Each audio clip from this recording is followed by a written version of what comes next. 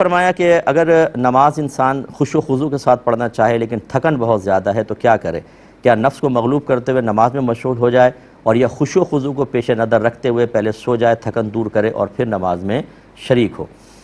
دیکھیں، اس کا جواب تو یہ ہے کہ پہلے وہ سوئے گا، اس کے بعد وہ نماز میں شریک ہو۔ باقی رہا مغلوبیت نفس کا مسئلہ،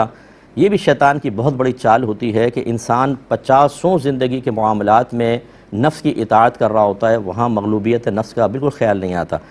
اور جہاں پر ایسے ضرورت نہیں ہوتی وہاں بار بار ذہن میں ڈالتا ہے کہ نہیں تم نفس کو مغلوب کرو مغلوب کرو۔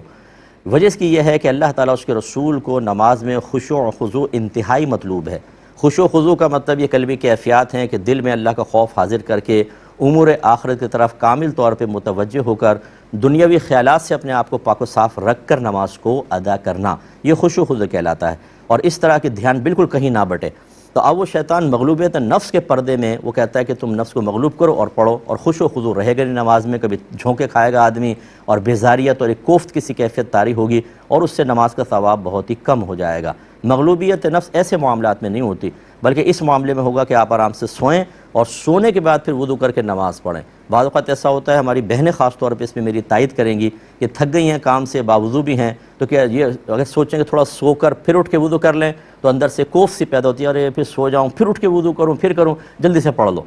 تو یہ بھی ایک چال ہوتی ہے کہ مغلوبیت نفس کے نام پر حقیقتاً اطاعت نفس کی طرف لے آتا ہے۔ تو بہرحال اگر بھوک لگ رہی ہے پہلے کھانا کھائیں پھر نماز، تھکن ہے پہلے تھوڑا آرام کریں پھر نماز، شور شرابہ ہے تو پہلے یہ ختم کریں پھر نماز، اسی طرح اگر واش روم وغیرہ جانے کی حاجت ہے پہلے فارغ ہوں پھر نماز۔ اس میں اگر جماعت بھی نکل جائے تو شرعی عذر مانا گیا ہے کہ